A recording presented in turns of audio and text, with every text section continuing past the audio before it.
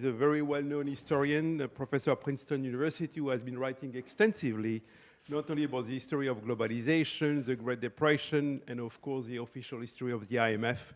And he's going to go through his recent book called 7 Crises, the Economic Crises that Shaped Globalization. So we have been talking a lot about deglobalization during the last 2 days. So maybe we went through these different crises that went through history. Some of them, were maybe a catalyst for enhancing globalization, and others was maybe a drawback for globalization. So Harold, I give you 20 minutes for your presentations, and after we will continue for questions and answers. And thank you for doing this for us. Thanks.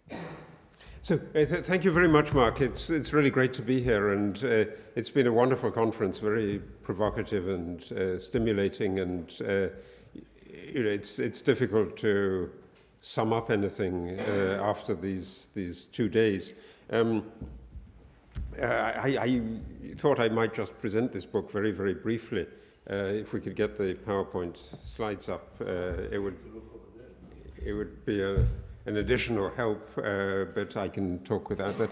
So, we're really at a very odd moment in the sense that I think, I got this impression in many of the panels, that there's a confusion because there are many, many difficult and different messages coming. So one is that the world is deglobalizing and fragmenting and splitting up into regional blocks, and many, many people are talking about that and warning about that, and trying to steer against that.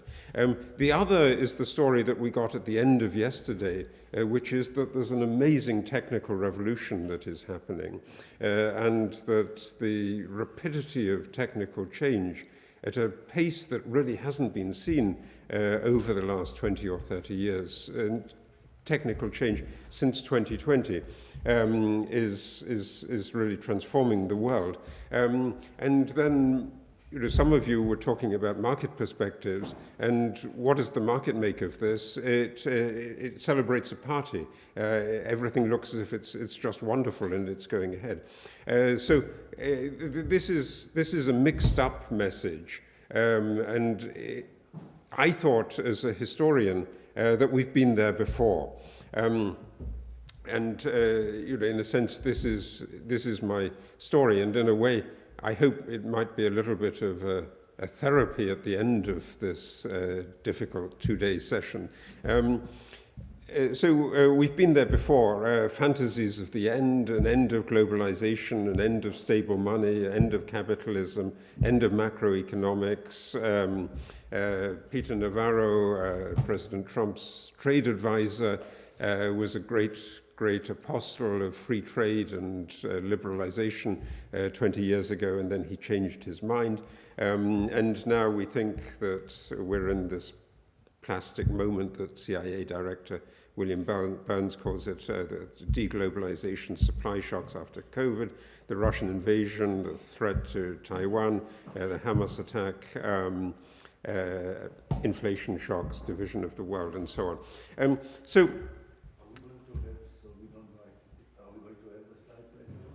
yeah, I think we could easily, otherwise I will send them to you. But this is fundamentally the curve that many people have been thinking about, and it's got all kinds of inadequacies about it. It's just a measurement of one kind of globalization, trade as a share of world output since the early 19th century. And I'm very aware that there's globalization before the early 19th century, and in some ways you can think of the period of the Roman Empire as a period of globalization, and we know from archaeology now that there's in burial sites in southern Italy, there are skeletons with Asian DNA, and on the coast of China and Vietnam, skeletons with West European DNA. So there's been a globalization before. The age of European explorations, the 18th century had a kind of globalization, but this is the globalization in the phase of modern economic growth, in the phase that's been driven by the Industrial Revolution. And if you look at it, you can see that there are really two moments of a big pickup of the pace of globalization measured in this particular way. One in the middle of the 19th century, and the second in the 1970s. And in between, there was a shock with the First World War, and then a partial attempt to restore the global interconnectedness that existed before the First World War that breaks apart in the Great Depression, and in the Great Depression we really do get the world fragmenting into blocks and so on. So what I wanted to do was to think about both those moments in which globalization picked up dramatically in the middle of the 19th century and in the 1970s and after the 1970s, and the periods in which globalization fell back in the First World War and in the Great Depression, and a little bit, I think, after 2007, 2008, after the global financial crisis. And I had, I'm afraid, a very, very simple and, you know, you might say it's oversimple and it's too much economics 101, just thinking about how supply shocks differ from demand shocks. And they're quite easy to tell apart because in supply shocks, when you've got a negative supply shock, for instance, the quantity that's produced goes down, but the prices go up. So prices and quantities move in different directions, whether it's the quantity produced or the quantity traded or the quantity sold.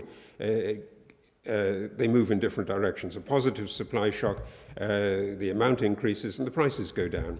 And a demand shock, and you know, the two big stories on that chart are the demand shock of the Great Depression and the demand shock after 2007, 2008. Demand shocks pushed by financial crises, originating from financial crises. In those demand shocks, in a negative demand shock, the prices fall and the volume of production falls, and the prices and the quantities move in the same direction. So this is the picture postcard version of the book. If you don't want to read the book, that's great. This actually just tells you everything that you need to know about the book. It's a bit complicated to explain it, but you can see I've got three things that are marked in red. Those are the negative supply shocks.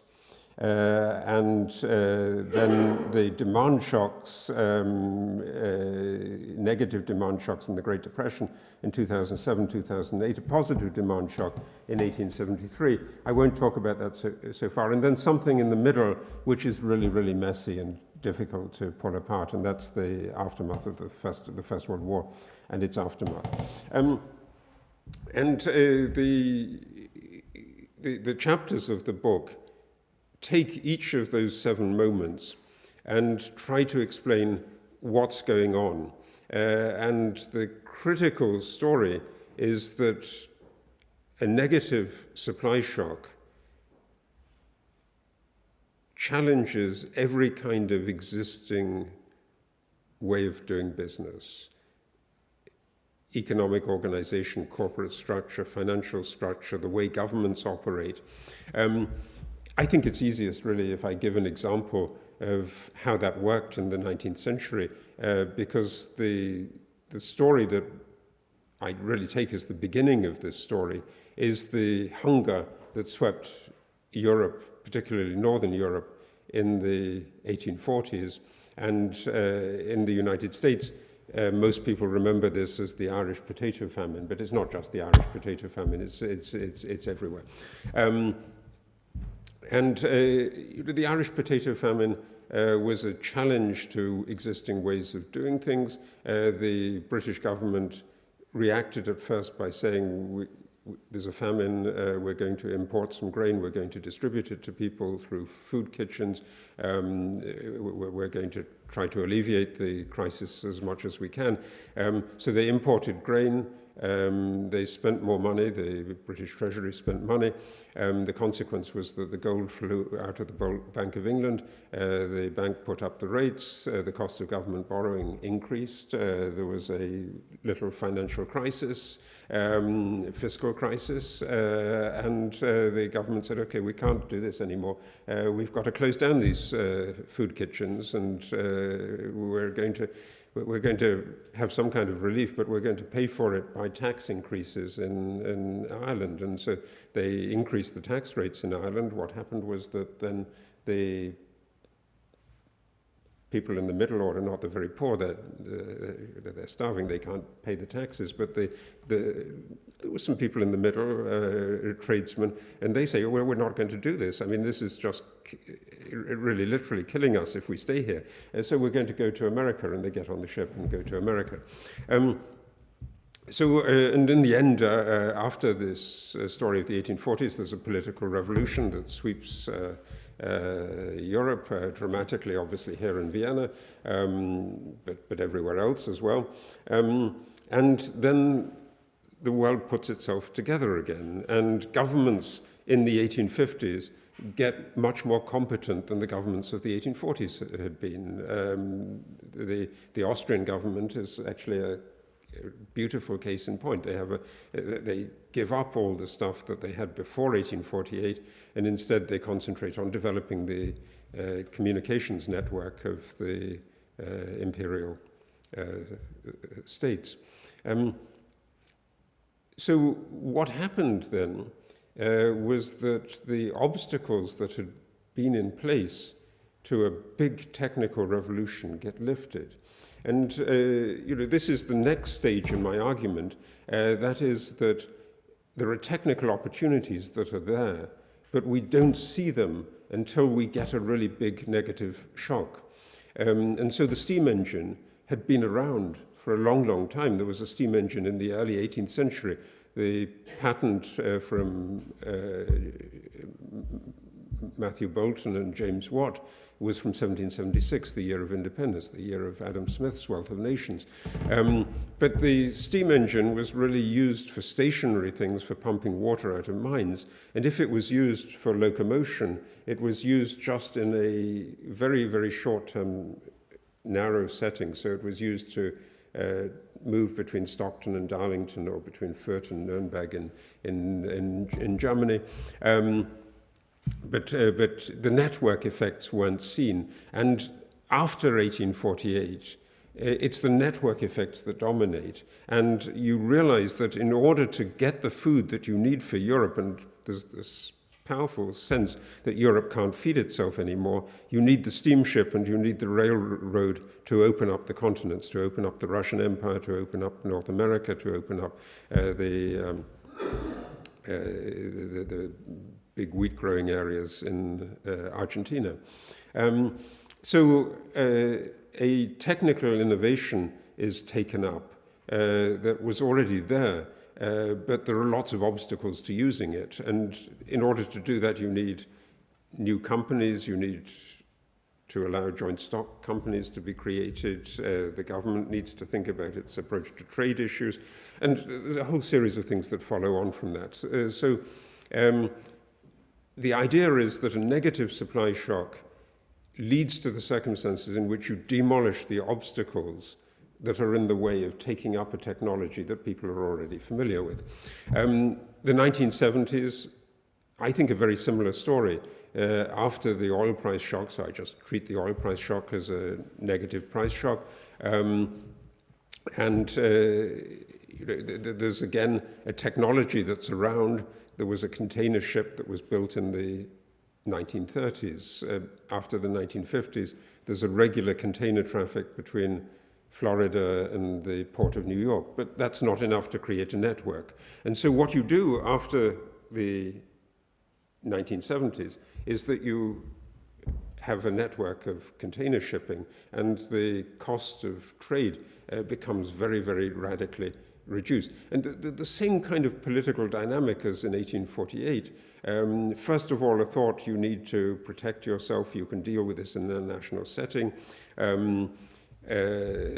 Also, in both cases, in the 1840s and in the 1970s, a big spike in inflation. So that's a characteristic of these negative supply shocks.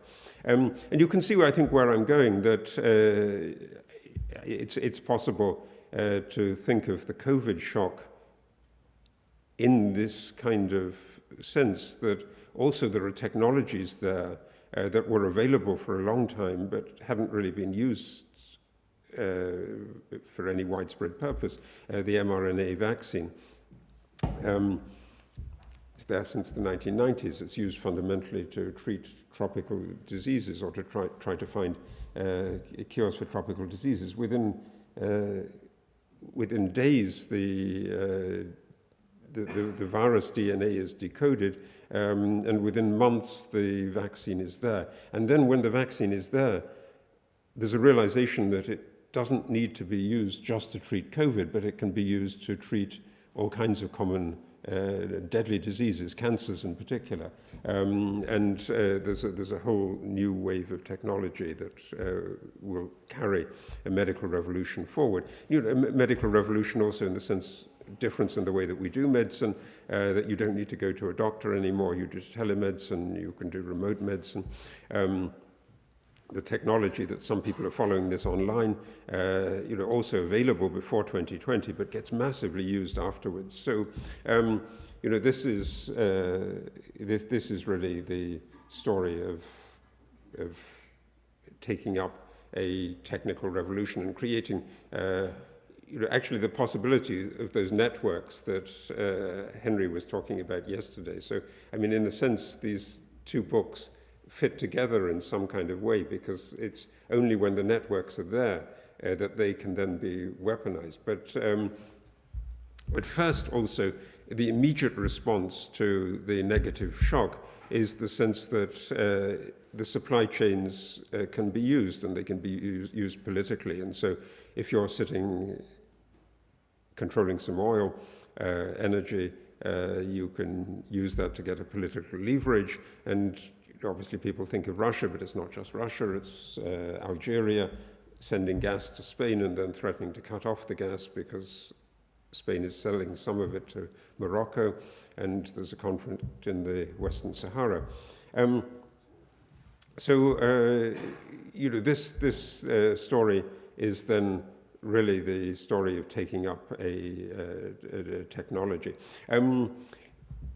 One final thought: each chapter takes one or more economists or prominent political figures. The first one you might not think of as an economist, Karl Marx, and tries to trace the way in which they respond to the crisis for the 1930s. It's obvious who to choose. It's John Maynard Keynes.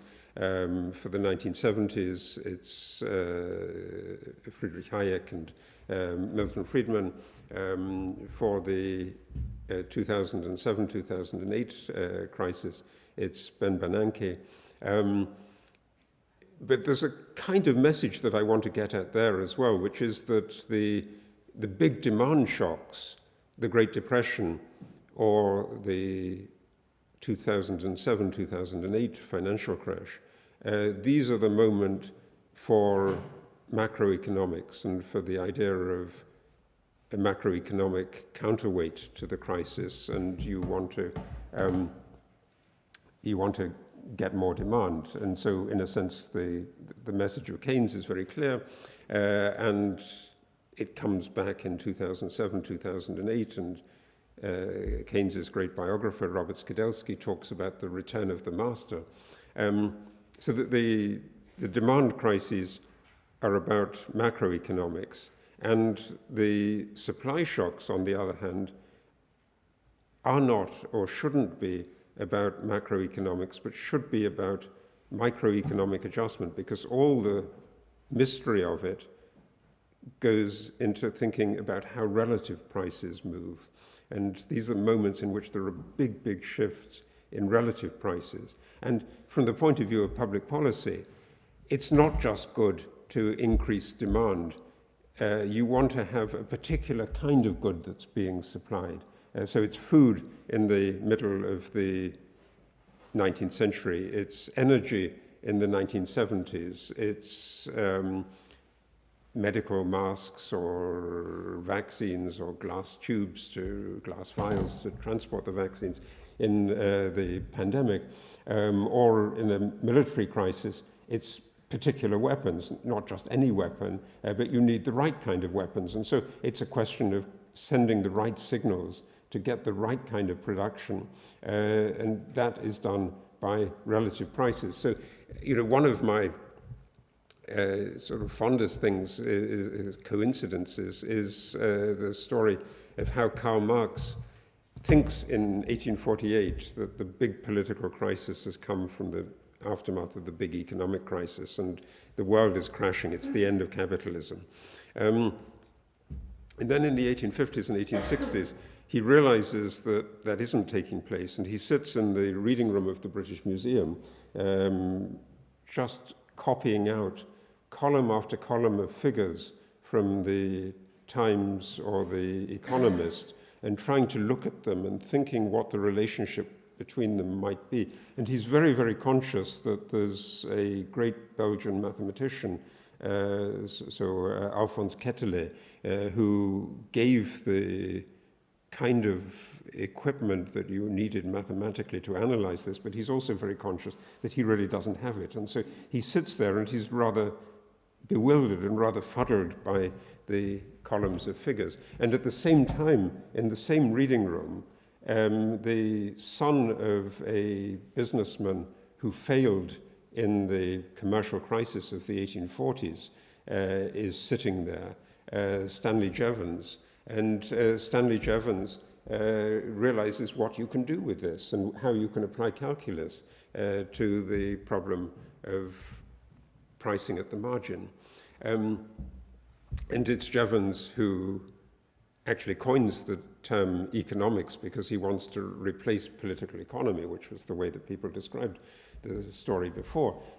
So, you know, Jevons is sitting there in the same room as Karl Marx, and as far as we know, they never communicated or they never talked with each other. They both had substantial beards, but otherwise they're very, very different in terms of their mentality. And so I think you know, that's a kind of contrast that I want to keep up through the book. And the last chapter of the book has a vignette of, I think it's true to say the two youngest people to get tenure in Harvard, one Larry Summers, really the macroeconomist and the great successor of Keynes, and the other, much younger, Raj Chetty, who in a way keeps the idea of having a microeconomic approach to how we understand the social and political difficulties of the day. So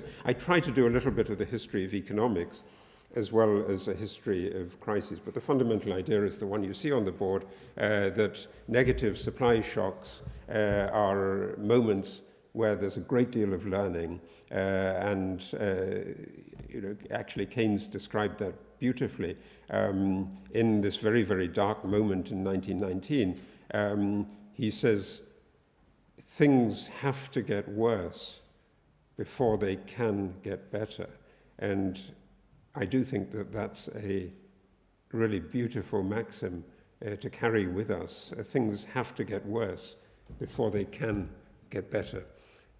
So I wanted, Marc, if I may, to leave you with a little bit of an optimistic note. Thank you.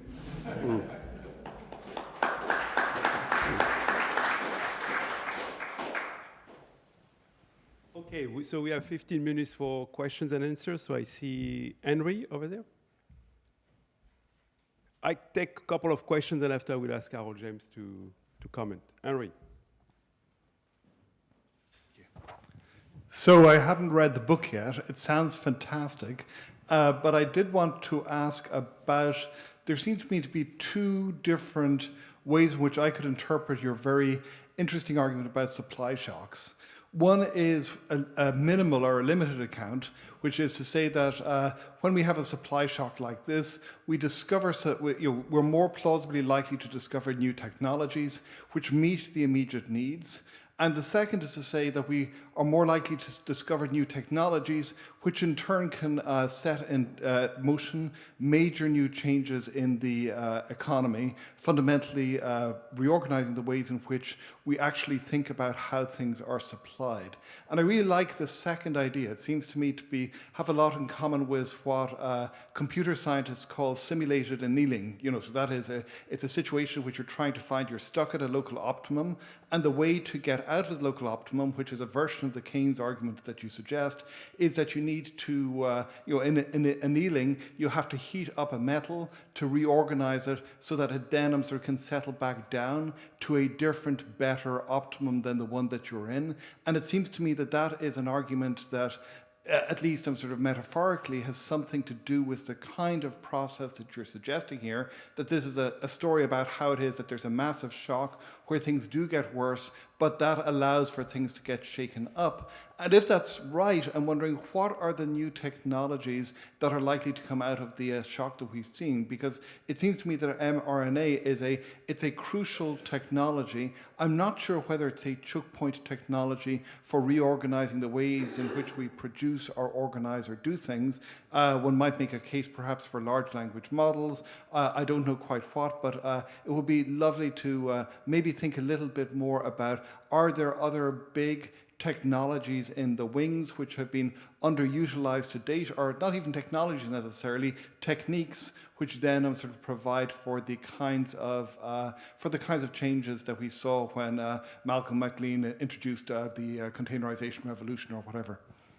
That's absolutely right, and it is indeed the second of those options that I really lean in favor of, and I try to expound a bit in the book. But the important thing to notice is that it's not really inventing a new technology, it's using things that are already there. And I think that's the case with the three that I mentioned. The question of AI, which I think is crucial for the current moment, is it's more difficult to say. I mean, where does AI come from? Yes, I mean, people have been working towards this for a long time, but it's taken up a greater degree of speed in terms of the application of it, and I think you see the results of it. And can you see how it's going to be transformative? I think so very much. I mean, in terms of, we've been talking a lot, and there's a lot of discussion about the malaise of advanced industrial democracies. And the three things really caused a great deal of pain, even in the period of stable prices and the so-called Great Moderation, that there were some prices that were increasing. So the cost of education was increasing, the cost of medical treatment was increasing, and the cost of housing in major urban centers was increasing. All of those, I think, actually have the possibility of being changed by the kind of revolutions that we've been seeing, in the sense that you may not need to live in London or New York or Frankfurt anymore. You can live on a Greek island. Is John still around? We had this conversation with John. Moved away from London and moved to either Greece or to Monaco. But this is common. And so, if you think, for instance, where computer software is really developing very quickly, it's in really odd places. It's in Serbia. It's in North Macedonia, it's in Ukraine, I mean, some more familiar places, Israel. But it's disseminated in places that are a favorable environment to it, and you can work from there. And one of the reasons I think that the Ukrainian response was so effective after the 24th of February last year was that they had all the computer software developers who could very quickly develop the new platforms. So, I mean, these are transformative technologies, and they alter, I think, the way we do medicine, the way we do education, the way we talk to each other, the way we live.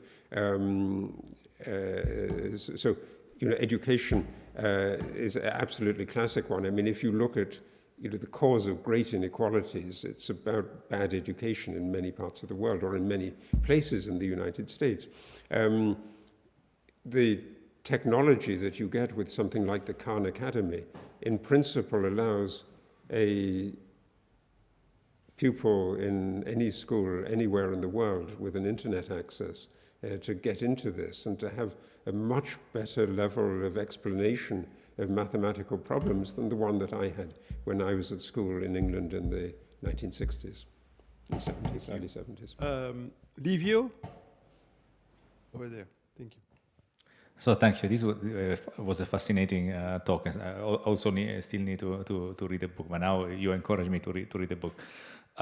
So one thing that I observed in especially in policymakers, a bit everybody, but policymakers in particular, I think, is this perception of always believing in a highly uncertain world.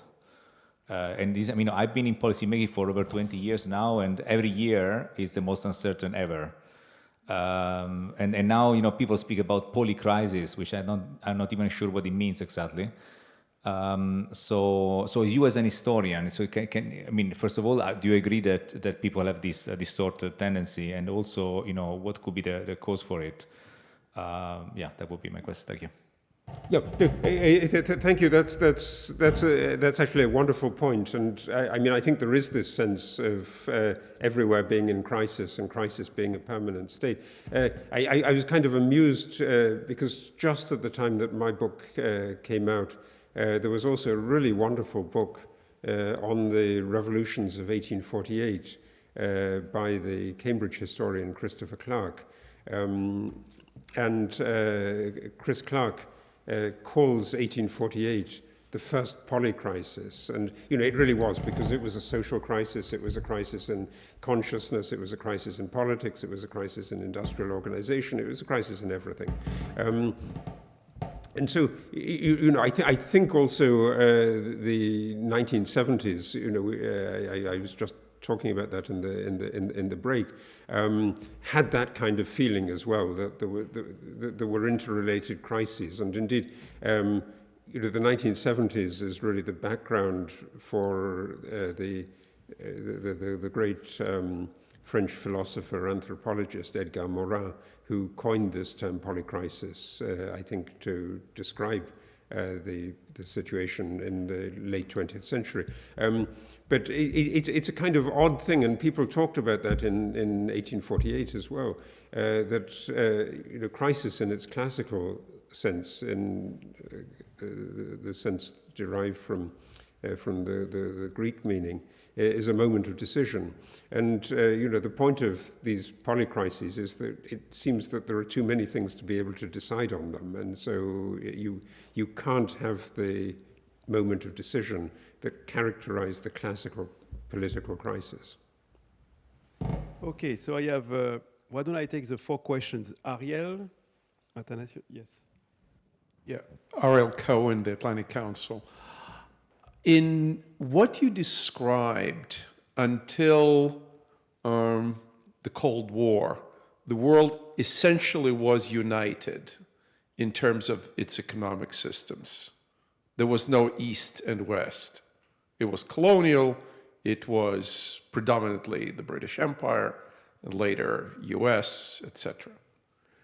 Today, when we have China, and we have decoupling or rearrangement of the risk, whatever you call it, to what extent the two somewhat alternative visions of national economies are going to influence this sequence of crises, in your opinion? Thank you. Okay, please. I take a couple of questions after I give Harold James. Please. Yes, hi. Nicholas Vasilakos, University of East Anglia. Thank you very much. Very exciting book.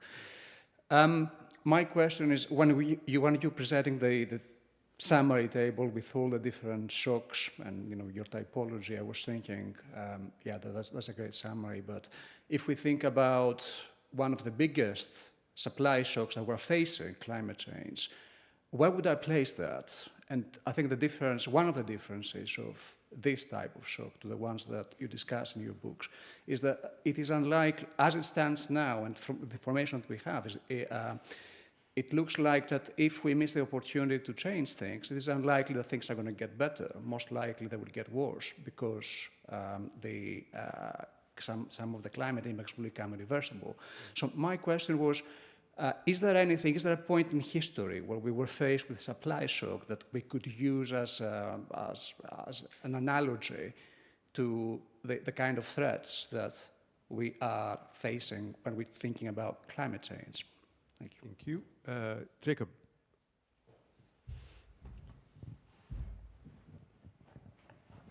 Mike is coming. You need the big thing with the big stick. Here. Thank you.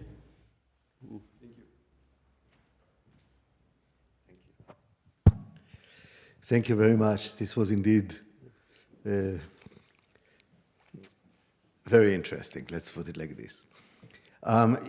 I want to refer to 2 points. First, your beginning, the charts where you demonstrate or refer to a positive growth in the chart as the more intense globalization, if you can do it like this. And I'm wondering for 2 things. So first, it measures globalization in a way, by volume of trade. Value. Excuse me? By value. By value of trade. And especially in a world in which most of the integration is in the financial markets, it does not necessarily show itself in the movements of goods and trade, and more in the equality of rates of return in financial markets. So I wonder whether focusing on quantities, it gives the full picture. But you see what I'm saying? It came actually early on. There was an Estonian-American economist called Ragnar Nerksi, that had a puzzle. How come we do not see large flows of gold when the gold prices are equalized or not? And this brought to the fore the question of, do you look at quantities or prices when you look at it in this way? My second point has to do with a completely different thing.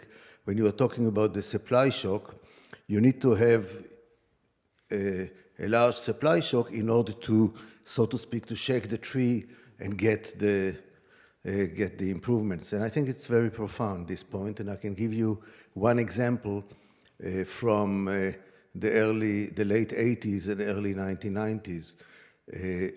With the collapse of the Soviet Union, there has been a huge influx of immigrants from the former Soviet Union to Israel. Labor markets in Israel at that time were very rigid, highly unionized, and in a way one could have expected to have large unemployment. But it is because of the large volume of people that came over, it broke all the rigidities, and labor markets became very, very flexible. And in a way, unemployment declined, growth expanded, and this supply shock shook the tree and created a new structure. Thank you. Thank you. Jonathan, please. Yes. Has there ever been any crisis? Has there ever been in the history of humanity any crisis in which the very survival of the human species was at risk? Or is this moment not qualitatively different because of nuclear weapons? And associated with that is our means of producing goods and services is destroying the ecosystem upon which civilization depends. And we don't have a comprehensive plan to create a system wherein the production of goods and services is in harmony with the natural world. So we'll stop destroying species and burning the planet.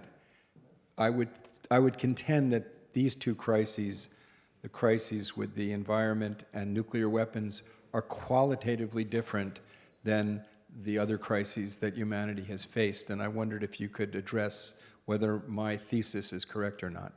Thank you. France?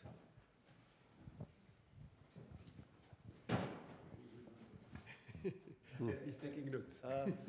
Short question. You said the last crisis, COVID and others, was a supply crisis. Wasn't it beginning as a supply crisis, but then it was a demand shock because we had very expansionary fiscal and monetary policies which contributed to the inflation problem. So should you not have demand and supply? Thank you. Okay, so that will be, if I may, a question from me. That will be the last one.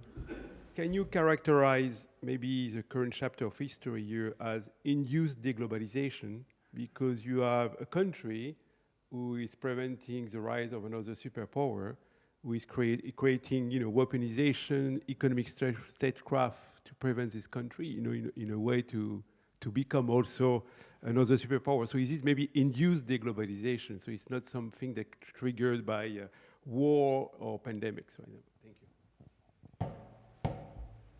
So, these are all terrific questions, and actually they have some kind of family resemblances. So I think in some ways trying to think of answers to them.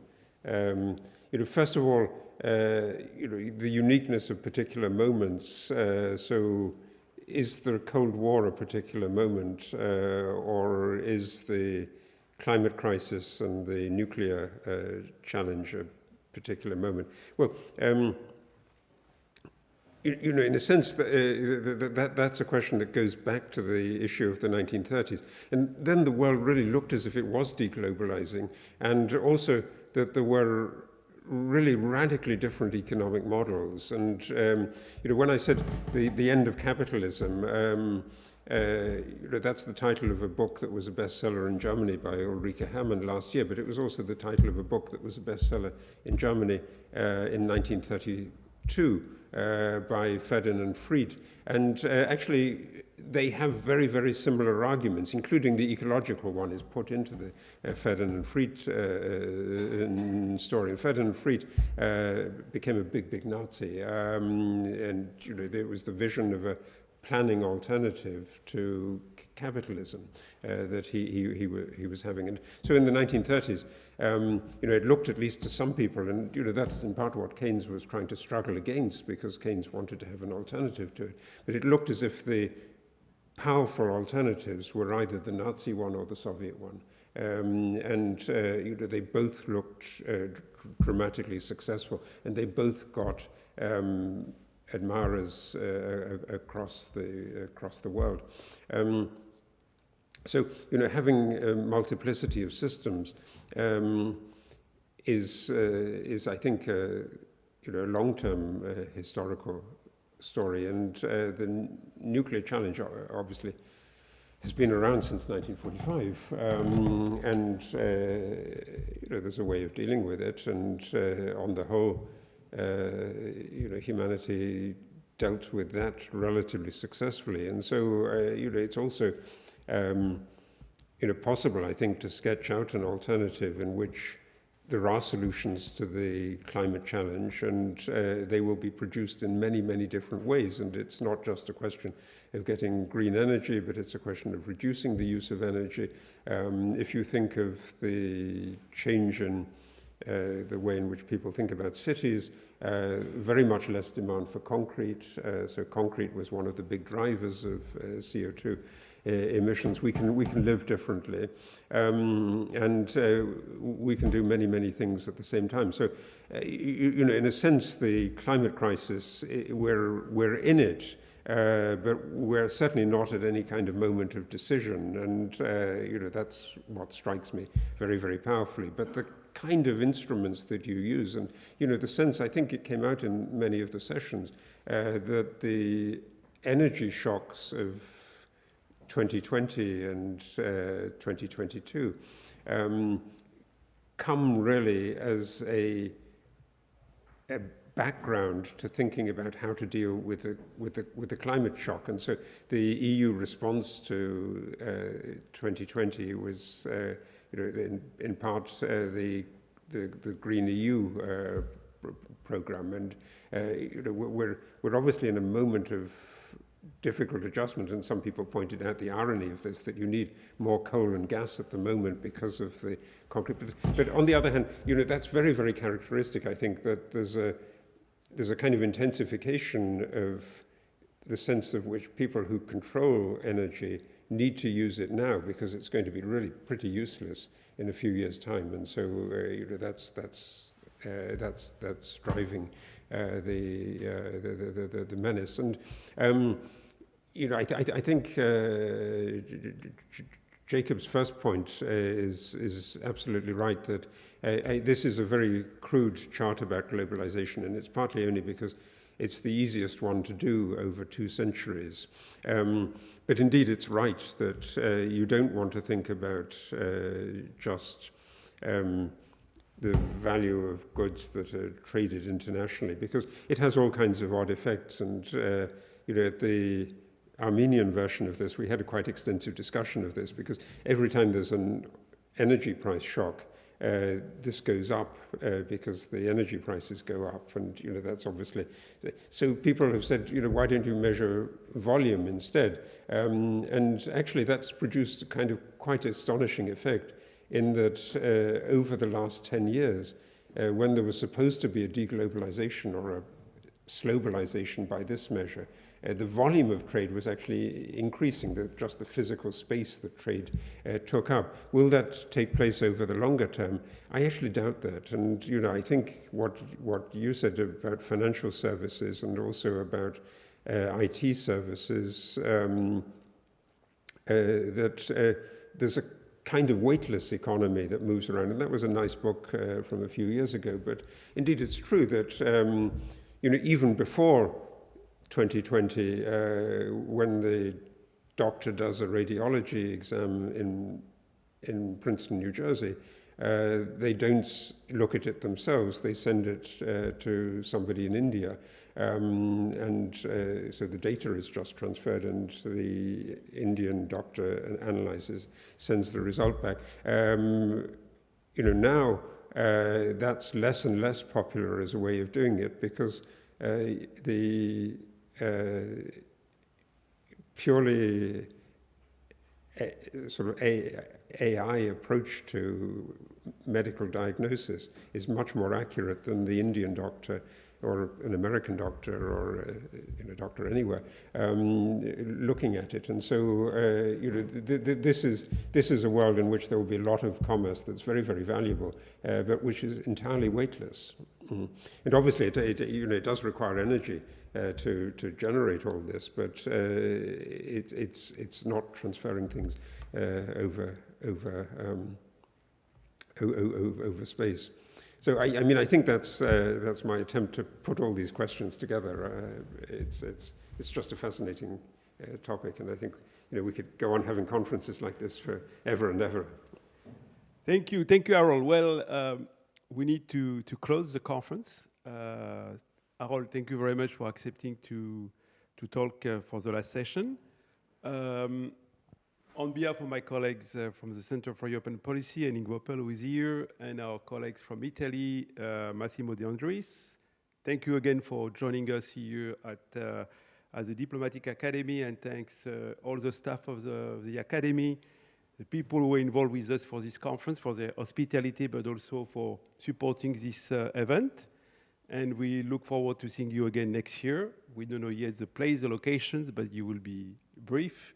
And so we'll be meeting tonight for the last dinner of the day, Uriger. Thank you again, and happy holidays. Yeah, 6:30 from the hotel, so we can all go together. Thank you.